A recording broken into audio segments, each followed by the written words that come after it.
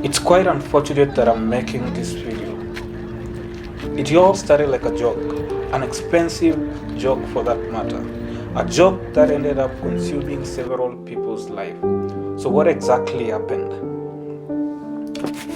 When I was shooting this video, I did not intend to use this footage for this purpose, but I was intending to update you people on the construction of the Eastern Bypass and the demolition that was taking place. So it's quite unfortunate that I have to use this footage for a different purpose.